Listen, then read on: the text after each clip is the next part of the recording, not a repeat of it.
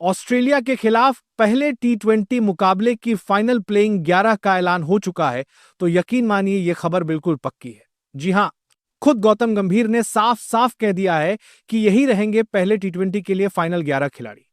अब आप सोच रहे होंगे कि आखिर यह मुकाबला कब और कहां खेला जाएगा, तो बस सुनिए ध्यान से, क्योंकि अब क्रिकेट का असली रोमांच शुरू होने वाला है। अब 5 टी20 मुकाबलों की सीरीज शुरू होने जा रही है और यह सीरीज भारत के लिए बेहद अहम मानी जा रही है। अब सबसे पहले बात करते हैं कि ये मैच कब, कहां और कैसे खेले जाएंगे। ओडीआई सीरीज 25 अक्टूबर को खत्म हो चुकी थी और भारत ने आखिरी मैच तो जीता, लेकिन पूरी सीरीज ऑस्ट्रेलिया के नाम रही। अब समय है बदला लेने का और वो बदला टी20 फॉर्मेट में मिलेगा। पहला टी20 मुकाबला खेला जाएगा 29 अक्टूबर को बुधवार के दिन ऑस्ट्रेलिया की राजधानी कैनबेरा के मनुका ओवल मैदान में। अब आते हैं सबसे महत्वपूर्ण बात पर कि आखिरकार कौन होंगे वो 11 खिलाड़ी जो ऑस्ट्रेलिया की धरती पर उतरकर भारत को जीत दिलाने वाले। सबसे पहले नाम आता है टीम के उपकप्तान शुभमन गिल का। अभी ये टेस्ट और ओडीआई दोनों में कप्तानी की रेस में है और धीरे धीरे खुद को लीडर के तौर पर साबित भी कर रहे हैं। भले ही टी20 फॉर्मेट में गिल का रिकॉर्ड बहुत बड़ा ना रहा हो, लेकिन आईपीएल में उनका प्रदर्शन लाजवाब रहा है, इसलिए गिल को प्लेइंग 11 में जगह मिलना तय माना जा रहा है। अब बात करते हैं कप्तान सूर्य कुमार यादव की। सूर्य कुमार टी20 फॉर्मेट के सबसे भरोसेमंद और खतरनाक बल्लेबाजों में से एक हैं। उनकी बल्लेबाजी का स्टाइल अलग है और उनका इरादा हमेशा अटैक करने का रहता है। जब वो फॉर्म में होते हैं तो किसी भी गेंदबाज के लिए सिरदर्द बन जाते हैं। कप्तान के तौर पर उनका अनुभव और एग्रेसिव अप्रोच भारत के लिए बड़ा प्लस पॉइंट साबित होगा। अब मिडिल ऑर्डर में 2 नाम बेहद खास हैं, अभिषेक शर्मा और तिलक वर्मा।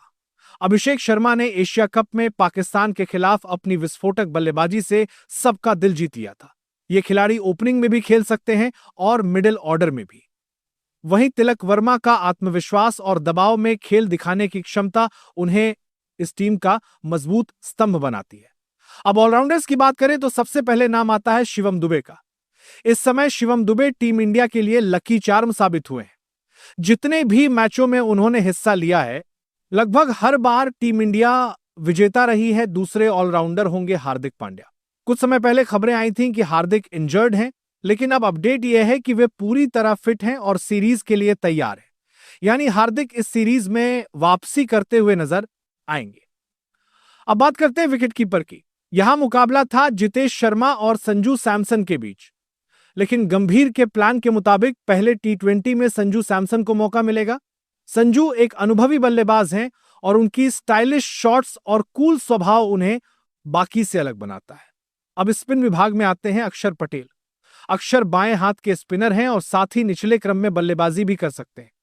वे ऐसे खिलाड़ी हैं जो मुश्किल समय में रन बनाकर टीम को बाहर निकाल सकते हैं और गेंद से तो उनके आंकड़े खुद गवाही देते हैं। गेंदबाजी की रीढ़ माने जाएंगे जसप्रीत बुमराह। नाम सुनते ही बल्लेबाजों के माथे पर पसीना आ जाता है। ऑस्ट्रेलिया की उछाल भरी पिचों पर बुमराह की यॉर्कर और ऑफ कटर का जवाब किसी के पास नहीं होता। उनके साथ नई गेंद संभालेंगे अर्शदीप सिंह, जो शुरुआती ओवरों में स्विंग और डेथ ओवरों में सटीक यॉर्कर फेंकने के लिए जाने जाते हैं। अब आते हैं वरुण चक्रवर्ती पर, जो अपनी रहस्यमयी गेंदबाजी के लिए मशहूर है। उनका वेरिएशन ऑस्ट्रेलियाई बल्लेबाजों को उलझा सकता है। हालांकि कुलदीप यादव का नाम भी चर्चा में था, लेकिन फिलहाल वरुण को प्राथमिकता दी गई है। अगर वरुण फ्लॉप हुए तो कुलदीप को मौका मिल सकता है। अब एक और नाम है हर्षित राणा का।